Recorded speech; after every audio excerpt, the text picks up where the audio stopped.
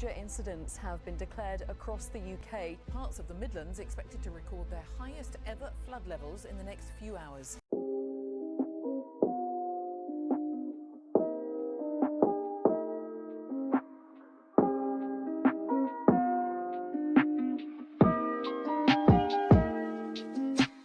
Hello everybody, welcome back to another video. In today's video, as you can see from the title, we're going to be sandbagging, hopefully, the unit because... There's some sandbags. Robert! The flooding in the UK has gotten quite bad over the past 24 hours, and it's got really bad in Shrewsbury, which is where we are, and it's near where the unit is based. So, we're currently on the hunt for some sandbags. Apparently some are being given out by the local council, so we're going to try and grab a few of them. We've moved all the expensive stuff up and out of the way, so hopefully anything that's expensive like speakers and stuff like that should be all right. But we've been watching on the CCTV and the water's flowing in quite fast. Chelsea's Audi's in there and my Mini's in there, so we're going to try and sandbag the doors up as much as we can and hopefully help. And if we can't get sandbags, which there's every chance we might not be able to because everyone's looking for them, we're just going to go and have a look anyway and just see the damage. So I've got Tyler with me. We're on the hunt for some sandbags. We're going to see if we can help out the unit at all. So we didn't manage to get any sandbags as we thought. They're all out of stock. We can't find any anywhere. So we're just going to go up to the unit and hopefully it's not too bad.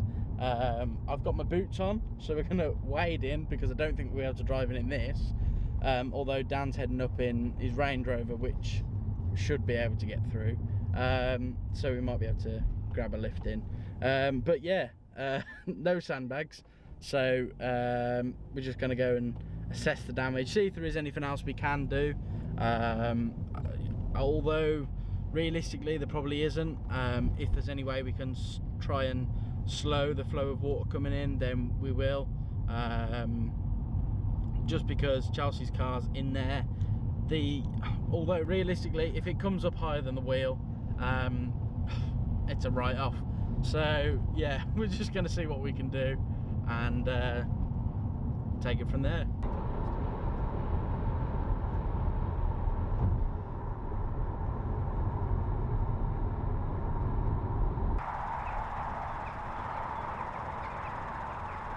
Focus.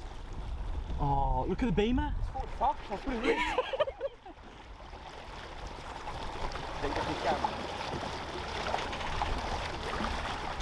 So this is the unit. This is the outside of the unit, as you can see. A bit wet. Got my boots on. This is going to ruin a few future projects, but Chelsea's new car, which you haven't seen yet, is in here. My Mini, which you haven't seen in its current state, is in here with the engine out, or half out. Two sandbags, right? Yeah, very. I've managed to, we knew this was coming, so all of the important parts and stuff are inside the Mini. All the bits and pieces, intercooler, all them. All the bits and pieces like the supercharger and stuff are all in there. But yeah, we managed to get a lot of stuff up on wood. The speakers are up on wood over there, they're Dan's. My toolbox is a bit wet. I managed to move everything important off the bottom shelf, so that's fine. Let's go and have a look over here. There's rubbish floating everywhere. The Chelsea's car, I think the problem won't necessarily be the wheel, but it's kind of close to the there. Yours?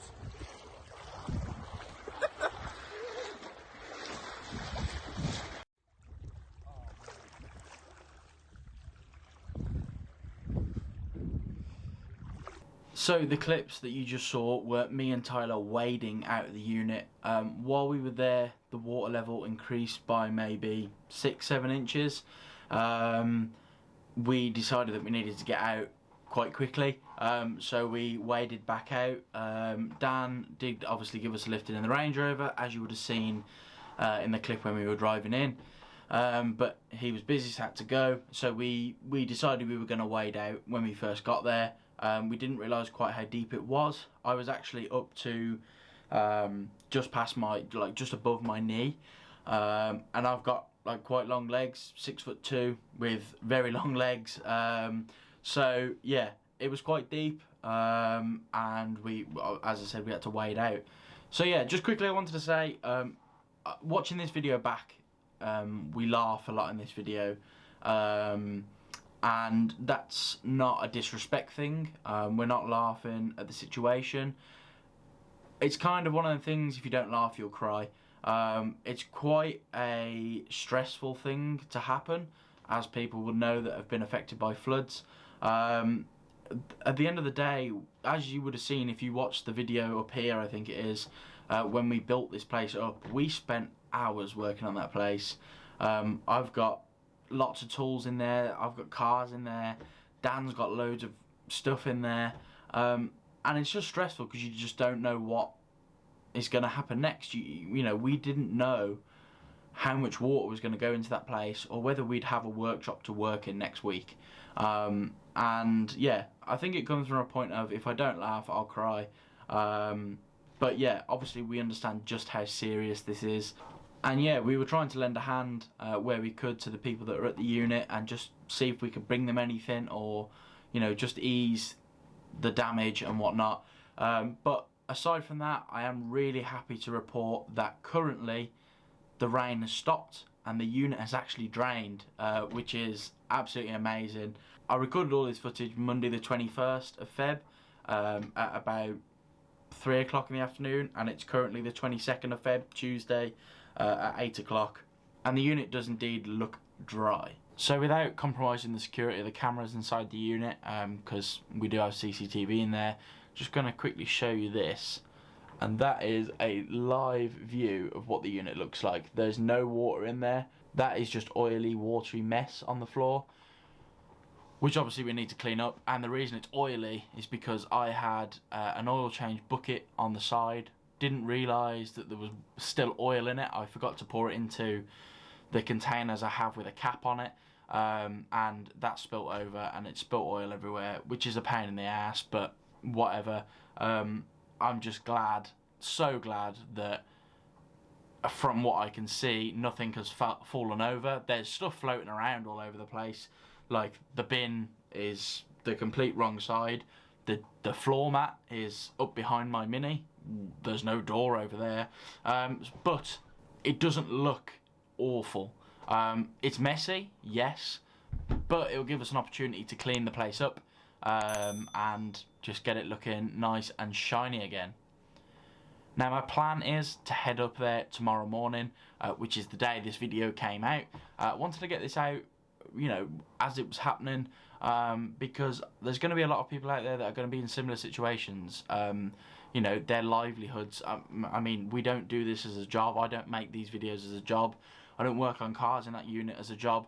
But there are people on the same yard that work there, and they're going to be disrupted by this. And also people across the UK and across the Shropshire area, where it is particularly bad, are going to be disrupted by this. There's going to be businesses and also people that are affected by this. Houses are going to have been flooded. There's a house not far from the unit. We were speaking to the guys that live there yesterday, and they were saying that the water's like centimetres off going in through their front door. So we kind of made this video just to show the sort of effect on our side, because it has affected us, and sort of maybe trying to talk about this in a non-serious light, if you understand what I'm trying to say. You know, we didn't want to make this a sob story or anything like that. We're not looking for anything out of this. We're just merely documenting what's gone on. I mean, we documented the entire build process of this unit, and we thought this would be a useful thing for us to document, so we can look at the damage, and you know, so we can just keep you up to date with what's going on with the unit. So in the next clip I will be back at the unit. It will be Wednesday the 23rd of February 2022. I'll be back at the unit and we'll be having a look at the damage, seeing if there is any visible damage anyway. Just checking, you know, the water lines, because we've got a lot of things on wooden stilts in there now because of this flooding. So that allows us to actually see how high the water got. So I'll get a measurement and have a look. Just check for damage and just have a bit of a tidy up. But to be honest, there's not much point tidying things up because we're going to have to pull everything out of the unit to jet wash the place down. It's going to be the only way we can clean the floor up. It's not just oil, it's a lot of dirt and grit is on the floor as well, because obviously it's mucky water that's come in. The water's travelled through a gravel car park to get in. It's travelled down through grass and all this sort of stuff, so it's not clean water in there. But we'll do our best to clean it up, and that'll be another video when we do the full cleanup process. So I'll see you in the unit tomorrow morning. So it's Wednesday morning and I'm in the unit. Familiar face, as you'll see, but I just wanted to go through some of the damage and just give you a look around. So the water actually came up to the top of this plank here, so 4 planks up, and if I put my leg against that, it's just sort of at the start of my shin. So that's how deep it was in here. As you can see, the floor is just really dirty. Everything that was important wasn't left out. These are sort of bolts and nuts and whatever. To be honest, I didn't think it would get that high, but obviously they're a little bit wet now. But everything important, as I said before, is in the car.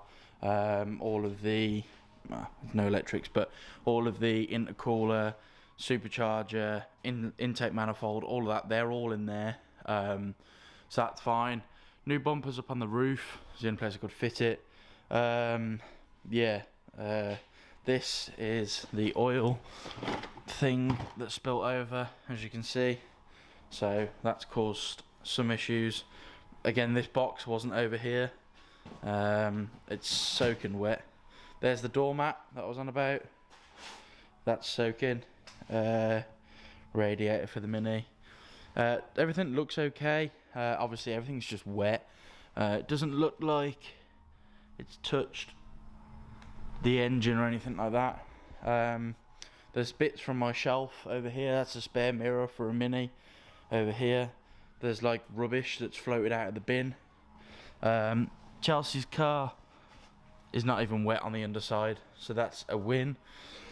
Again, that bin bag, which is relatively heavy, was over there, and that barrel with liquid in, washing buckets flipped over.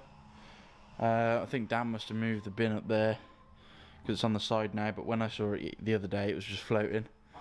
But yeah, it looks like it's had something to say to this light actually. I don't know whether it's trapped maybe. So all in all, it's not too bad. It's a bit of a ball ache, 100%, but it's not the end of the world.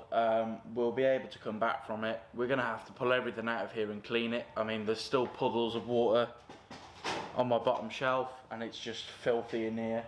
So we are going to have to pull everything out and clean it. Not the end of the world though. At least everything looks safe, and everything looks okay. So yeah, all in all, not too bad. I'm happy with how it is. I'd rather it didn't happen, but you know, we don't have control over stuff like that. But yeah, overall, not too disheartened with it. It's just annoying that a lot of our work cleaning this place has been undone. But what can you do? So thank you for watching this video. I hope you found it insightful, maybe even helpful, or just liked following the process of this unit. As I said, we took you along with the build process, so I just wanted to update you on what's happening with it, and we'll do the same once we've cleaned it all out. So yeah, thank you for watching this video. If you did enjoy it, please give it a thumbs up and hit the subscribe button. That really does help out the channel. Let's hopefully get the Mini ready for the summer. See you next time.